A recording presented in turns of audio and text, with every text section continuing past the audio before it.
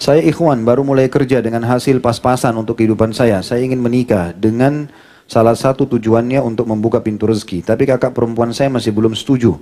Karena beliau menganggap finansial saya masih belum cukup. Di samping itu mungkin karena beliau juga belum menikah. Takut saya langkahi. Pertanyaannya, apakah saya boleh menikah tanpa izin keluarga saya? Walau sebenarnya saya juga belum punya calon istri.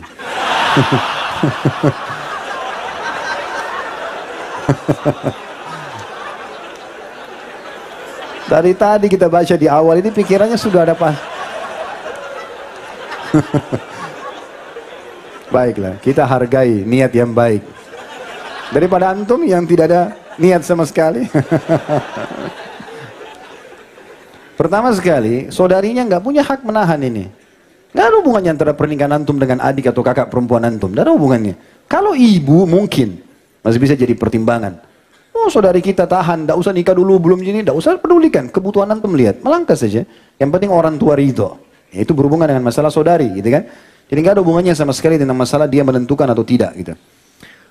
Kalau masalah bolehkah menikah tanpa izin keluarga, boleh. Laki-laki tidak butuh wali. Antum beda sama perempuan. Datang ke satu kampung, datang ke imam masjid, saya mau nikah, ditunjuk, menikah langsung. Nggak ada masalah. Yang penting syarat-syarat pernikahan dipenuhi kan. Tetapi tata keramanya keluarga tahu ya. Apalagi kita harus iklankan, maka itu sangat baik kalau keluarga memang terlibat. Tapi khusus masalah apakah wajib izin atau tidak, tentu tidak ya. Tentu tidak. Dan saya sarankan tidak apa-apa, bismillah melangkah saja ya. Dan menikah saya sudah bilang, kalau pas-pasan menikah juga dengan wanita yang cukup dengan pas-pasan itu. Yang bedaknya 20.000 ya. Yang bisa makan nasi uduk, satu bungkus, itu. Kalau cari yang biasa di mall, belanja 2 juta tiap bulan, susah gitu kan. Akhirnya kita utang sana sini. Jika istri pergi dari rumah, la haula wala quwata illa billah. Jika istri pergi dari rumah, gimana sikap saya? Istri saya sudah pergi 2 minggu. Istri saya sudah mengenal sunnah, istri saya sering ikut kajian ustadz. Istri saya orang yang keras kepala. Saya sudah cari kemana-mana, termasuk ke tempat mertua di Palembang. Istri saya namanya, tidak usah disebut namanya ya. Apa yang harus saya lakukan Ustaz? Yang pertama, antum istighfar kepada Allah SWT. Muhasabah dulu. Mungkin ada dosa yang antum lakukan. Ya. Jadikan sebagai bahan muhasabah. Karena sebagian ulama salaf mengatakan, ini sebagian mereka mengatakan, saya mengetahui saya punya dosa kalau saya melihat perubahan terjadi pada istri saya. Disebutkan secara khusus istri. Tunggangan saya, bahkan tikus yang masuk ke dalam rumah saya. Mereka anggap itu sebagai peringatan dari Allah. Jadi tidak ada salahnya, antum istighfar kepada Allah SWT. Mungkin ada sesuatu salah antum tidak tahu dari makanan haram atau yang lainnya. Yang pertama. Yang kedua, tidak usah berhenti mencari dan berdoa, ikhtiar. Libatkan keluarga-keluarga, sampaikan pesan. Kalau memang saya salah, maka saya bersedia minta maaf. Kalau istri saya salah, saya mau siap rangkul, gitu kan. Jadi coba sebarkan itu. Coba, sudah cukup banyak ikhwah yang menghadapi masalah seperti ini. Tapi akhirnya Alhamdulillah dengan kesabaran dia, ketabahan dia, dengan dia muhasabah, maka Allah SWT mudahkan dia bisa menemukan.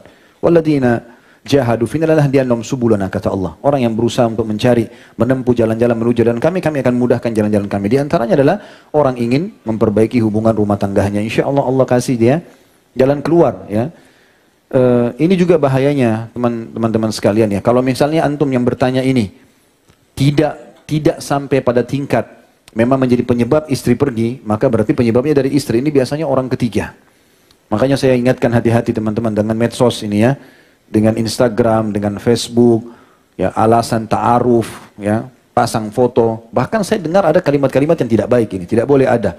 Ada sebagian akhwat kita, ya pada saat itu disampaikan, ini istri saya sempat bicara dan mengatakan, ada di antara akhwat yang mengatakan dia sudah harus punya kenalan ikhwah lain, walaupun ada suaminya, cadangan, kalau cerai sama suaminya ada yang siap menggantikan. Ini haram dalam Islam, bagaimana cara? Nggak boleh ini. Itu urusan nanti. Kalau tidak, kan gitu. Akhirnya nanti terbuka komunikasi tidak sehat dengan laki-laki itu, keluarlah syaitan menunggangi lisan dia dengan kalimat-kalimat yang mungkin suaminya tidak pernah ucapkan, maka dianggap laki-laki ini lebih baik. Terjadi perceraian. Tidak boleh ini semua. Ya. Kayak harusnya dijaga. Allah alam, yang saya tahu, insya Allah dengan antum bersabar, berusaha, Allah SWT akan mudahkan nanti.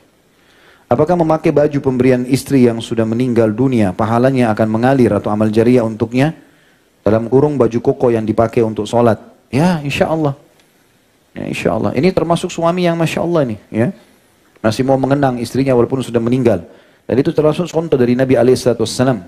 Ya, beliau seringkali mengenang apapun yang berhubungan dengan Khadijah radhiyallahu anha. Dan ini menandakan cinta yang baik, ya, yang positif. Insya Allah bisa menjadi amal jariah itu.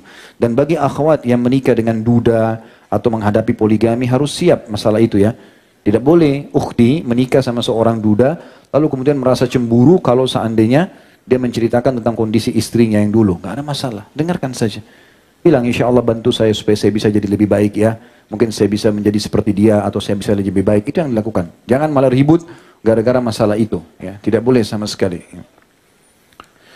Insya Allah tahun depan anak ingin menikah dengan akhwat yang baru mengaji. Dia mengenal sunnah. Apa saran Ustaz agar anak dapat membimbing supaya calon anak istiqamah mengikuti sunnah?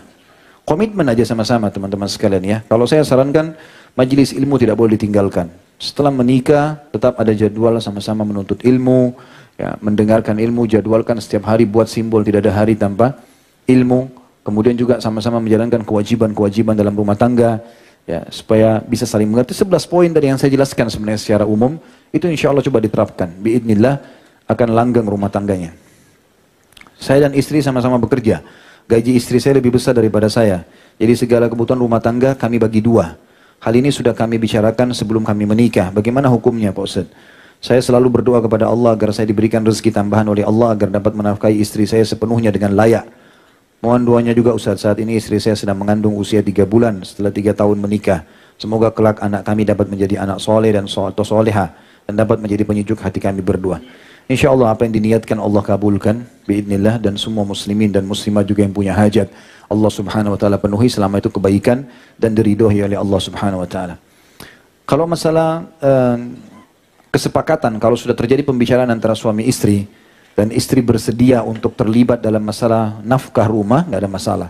Yang penting bukan antum paksakan itu, bukan antum haruskan, antum mengatakan ini kebutuhan rumah 3 juta, gaji kamu kan 2 juta, kamu serahkan 2 juta semuanya, saya tambah 1 jutanya. Ini nggak boleh. Kalau dia ikrah, dia terpaksa, nggak boleh. Itu sama dengan antum mengambil harta secara batil. Nggak boleh. Allah mengatakan, wala taqulu amwalakum bainakum bil batil. Tidak boleh kalian memakan harta kalian atau di antara kalian dengan cara batil, maksudnya tidak dengan hak, ya. Tapi kalau dia ridho, dia mau, ya, apalagi dia mengatakan sudah tidak usah saya dikasih nafkah, saya udah punya gaji, maka itu tidak ada masalah. Insya Allah tuh asal sama-sama ridho nggak ada masalah. Apakah boleh jika seseorang menikah adik istri yang sudah meninggal?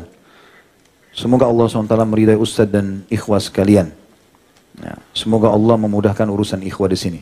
Boleh, kalau bukan poligami, ya. Boleh nggak kalau istri meninggal lalu kita menikahi kakak atau adiknya istri? Boleh, asal istri kita sudah cerai atau meninggal dunia. Tapi kalau disatukan dalam poligami nggak boleh. Allah katakan dalam Al-Quran masalah itu. A'udzubillahi minasyaitonirrajim wa an tajma'u bainal ukhtaini illa ma qad sabaq, ya. Dan tidak boleh kalian menggabungkan adik kakak dalam kehidupan rumah tangga kecuali yang sudah berlalu di masa jahiliyah. Tapi kalau sudah meninggal nggak ada masalah. Dan itu terjadi dalam kehidupan rumah tangga Nabi SAW pada saat beliau menikahkan Ruqayyah kepada Utsman bin Affan. Setelah meninggal dinikahkan lagi dengan Ummu Kalthum. Ya, makanya Utsman bin Affan dapat julukan Dzun Nurain, orang yang memiliki 2 cahaya karena menikahi 2 anak Nabi alaihissalam. Bagaimana jika akhwat incaran hobi dengan K-pop dan Korea-Koreaan? Bagaimana cara menasehatinya? Sedangkan dia belum menjadi tanggung jawab dan muhrim saya. Kenapa antum harus nikah dengan begini? K-pop dan segala. Hah? Cari yang muslim, ya muslim. Ikut Korea kenapa? Untuk apa ini? Ya. Jadi tidak usah jadikan incaran begitu. Yang incaran ini teman-teman, orang menikah bukan hanya sekedar teman, ya. Bukan hanya sekedar menjadi pacar yang halal, dia memang akan jadi ibu anak-anak kita, akan jadi kadang-kadang di satu sisi dia bisa menjadi teman, sahabat bertanya, bisa menjadi tempat untuk berbicara, tempat teman untuk berbicara, bisa segala macam, fungsinya banyak sekali istri itu. Jadi bukan hanya sekedar istri menikah kemudian hanya dinikmati dari sisi biologis, bukannya itu, terlalu sempit kalau rumah tangga seperti itu. Makanya teman-teman harus wanita yang dewasa, yang bijaksana, ya, yang sudah siap untuk menjadi istri. Kalau antum habiskan waktu hanya untuk mengurus dia dengan kekanak-kanakannya, dengan pergaulannya, ini habis waktu untuk apa? Apalagi teman-teman yang pekerja keras, Masya Allah sudah kerja di Jakarta, butuh istri yang sudah mapan, yang siap untuk masak. Kita pulang ke rumah, rumah sudah siap, dia juga sudah siap, bukan lagi baru dipandu, ya. Maka ini poin yang harus dijadikan sebagai bahan pertimbangan, Allah alam, yang saya tahu begitu. Bahkan saya tahu seorang ikhwah, dia mengatakan, Ustaz, saya salah nggak? Kalau saya S1, saya ingin cari istri saya yang S2. Kalau saya S2, saya ingin cari yang S3. Saya tanya kenapa? Karena saya ingin seorang istri Ustaz yang sudah siap untuk melayani saya di rumah. Saya bilang nggak salah. Bisa saja. Karena memang ada orang tidak mampu teman-teman mengurus anak yang masih 17 tahun, 15 tahun, 18 tahun, sibuk. Ya, kita pulang bukannya siap makanan malah minta permen. Ya. Malah minta ini dan itu. Akhirnya tidak, rumah berantakan, tidak diurus. Nah, itu bukan itu yang diharapkan dalam rumah tangga. Diharapkan orang yang sangat mapan. Makanya perlu tahu keluarganya, perlu berbicara sama keluarganya, ya, sampai di mana pendidikan rumah tangga itu yang sudah diajarkan oleh orang tuanya. Ada orang tua Masya Allah bijak, anak-anaknya dari kecil sudah dilibatkan di dapur, anak perempuannya sudah dilibatkan dalam membersihkan rumah, dilibatkan untuk menjaga adik-adik yang kecil, jadi dia sudah terbiasa. Ada tidak sama sekali, ya. Ada sebagian ikhwah menikah dengan seorang akhwat yang Masya Allah di pengajian jilbabnya besar segala macam, begitu memang kita dia kaget. Jadi tidak tahu masak, tidak tahu buat masak nasi nggak tahu. Gitu. Gimana caranya? Harus suaminya yang ajarin. Apalagi kalau goreng, apalagi kalau ini, belum pakaian, harus minta sama orang tuanya terus. Orang tuanya yang cuciin bajunya, orang tuanya segala macam. Ini tidak mendidik. Sehingga ini tidak mapan gitu kan. Kita butuh rumah tangga teman-teman, orang yang sudah mapan. Ambil ilmu itu penting. Betul-betul bagi yang belum menikah. Orang-orang yang mau dinikahi itu harus yang sudah siap menjadi istri.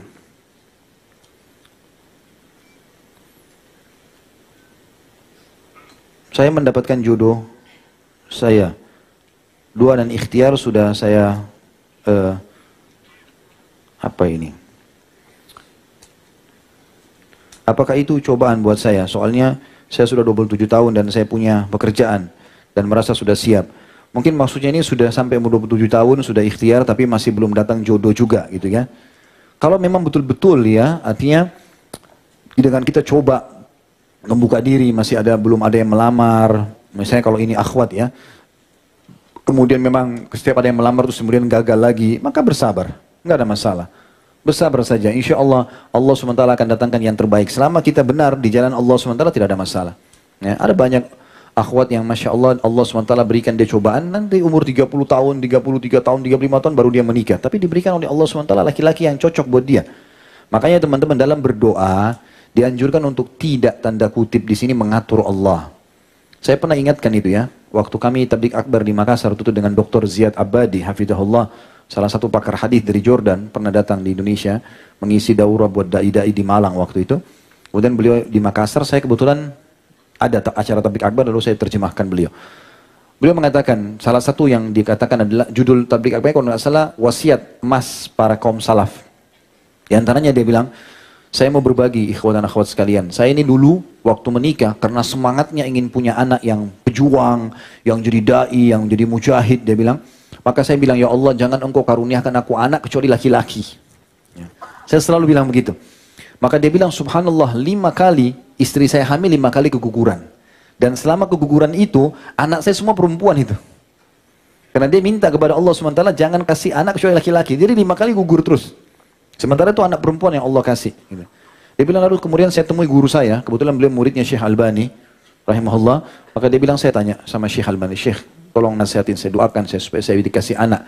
Maka Syekh mendoakan semoga Allah karuniakan kau anak yang soleh, laki-laki atau perempuan. Gitu kan.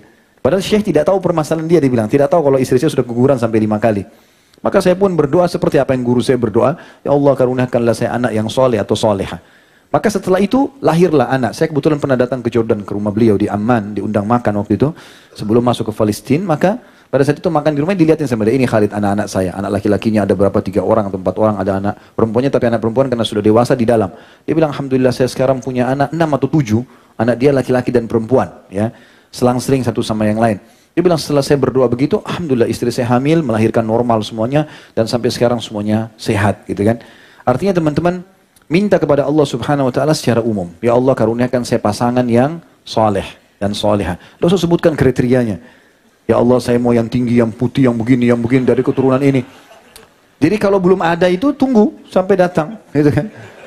Tapi kalau kita serahkan kepada Allah Subhanahu wa taala, nanti Allah tunjukkan kepada kita, insya Allah itu akan lebih mudah, ya. Karena kebanyakan juga ini tadi saya bilang, kalau seandainya memang yang bertanya ini sudah ikhtiar dan belum datang, bersabar. Tapi kalau sudah datang dan dasarnya kita banyak menolak, maka ini harus hati-hati. Waktu Nabi SAW melamarkan buat Julaibib.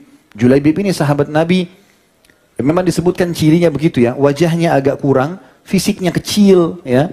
Sampai waktu dia meninggal mati syahid itu diangkat oleh Nabi SAW dengan satu telapak tangan. Karena kecilnya sahabat Nabi. Nabi SAW sayang sekali sama Julaibib. Sampai beliau mengatakan, Julaibib bagian dari aku bagian dari Julaibib ini. Waktu mati syahid. Dan memang betul-betul walaupun badannya kecil tapi imannya kekar. Dia waktu ditemukan di perang Uhud meninggal, itu ada 6 atau 7 orang kafir mati di sekitar dia, dibunuh oleh dia. Yang jelas Nabi SAW datang ke rumah seorang Ansar. Terkenal punya anak gadis cantik. Dan pintar, orangnya punya kelebihan wanita tersebut. Lalu Nabi SAW mengatakan setelah salam, saya punya hajat dengan anak perempuan kalian. Artinya seperti Nabi mau lamar. Tiba-tiba mereka sangat senang mengatakan, kalau untuk anda ya Rasulullah, silahkan. Jadi setiap saat kami bisa menerima lamaran itu. Kata Nabi SAW, bukan buat saya, tapi untuk Julaibib.